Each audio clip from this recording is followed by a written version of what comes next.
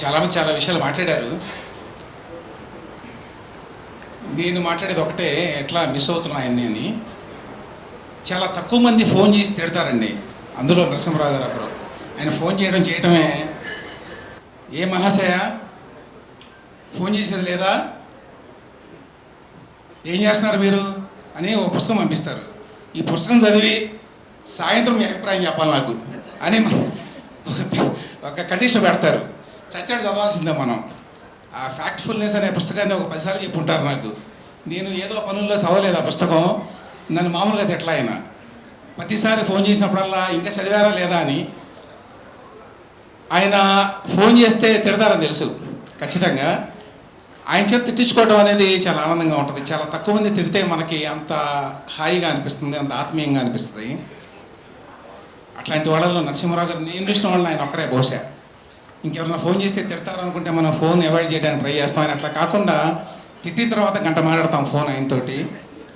ఎందుకంటే రకరకాల విషయాలు మాట్లాడతారు ఆయన, చాలా విషయాలు. ఆయనలో ఇంకొక ప్రత్యేకత ఏంటంటే చాలా మండైన విషయాలు ఉంటాయి. చాలా మామూలుగా మీ అమ్మాయి ఏం చేస్తున్నానో ఇట్లాంటి ఫ్యామిలీ విషయాల దగ్గర నుంచి మొదలుకొని చాలా పెద్ద విషయాలు, పెద్ద పెద్ద రచయితల గురించో పుస్తకాల గురించో అక్కడ దాకా మాట్లాడతారు ఎప్పుడు ఫోన్ చేసినా కూడా.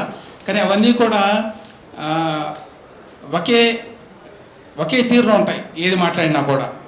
అదేదో పెద్ద విషయాలు మాట్లాడుతున్నామని సీరియస్గానో, ఇదేదో మామూలు విషయాలు మాట్లాడుతున్నామని చెప్పి మామూలుగానే కాకుండా, ఎంత పెద్ద విషయాన్ని, ఎంత కాంప్లెక్స్ విషయాన్ని మాట్లాడుతున్నప్పుడు కూడా ఆయన చాలామంది పరిచయం ఉన్న వాళ్ళందరికీ తెలుసు, ఆయన నవ్వితే కూడా అది మామూలుగా ఉండదు. ఆ నవ్వు చాలా హాయిగా, అంత హాయిగా నవ్వే వ్యక్తులను చాలా తక్కువ మందిని చూస్తామండి. అందులో ఇప్పుడు ఇవాళ సమాజంలో అంత హాయిగా నవ్వేవాళ్ళు చాలా తక్కువ మంది ఉంటారు. అది ఒక అదృష్టం ఆయనకి. ఆయన ఏ విషయంలో కూడా తీవ్రంగా సీరియస్ అయిపోవడం నేను చూడలేదు. చాలా సీరియస్ విషయాలు మాట్లాడేటప్పుడు కూడా చాలామంది టీవీలో చూసి నేను ఎప్పుడు చాలా సీరియస్గా ఉంటారేమో అనుకుంటారు. కానీ యాక్చువల్గా ఆయనతో కూర్చుంటే మీకు టైం తెలియదు. ఎన్నోసార్లు కూర్చున్నటువంటి ఆ ప్రివిలేజ్ కూడా ఉంది నాకు. ఇంటికి వెళ్ళినప్పుడు కానివ్వండి, లేకపోతే బయట కూర్చున్నప్పుడు కానివ్వండి, ఆయనతో కూర్చోవడం అంటే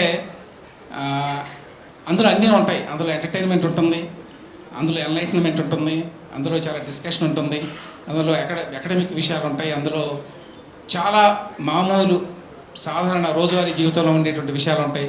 తర్వాత ఆ విషయాన్ని చెప్పడంలో కూడా ఆయనకంటూ ఒక శైలి ఉంది. ఆయన ఏది చెప్పినా కూడా చిన్న చిన్న ఎగ్జాంపుల్స్, ఎక్స్పీరియన్సెస్ చెప్తారు ఆయన. అవి చాలా హాయిగా నవ్వుకునేట్టు ఉంటాయి. ఆయన ఎవరి మీద జోకేస్తారో వాళ్ళ మీద మన కోపం రాదు. అదొక ప్రత్యేకత అయింది. ఆయన కమ్యూనిస్టుల మీద చాలా జోకులు చెప్తుండేవారు మాకు.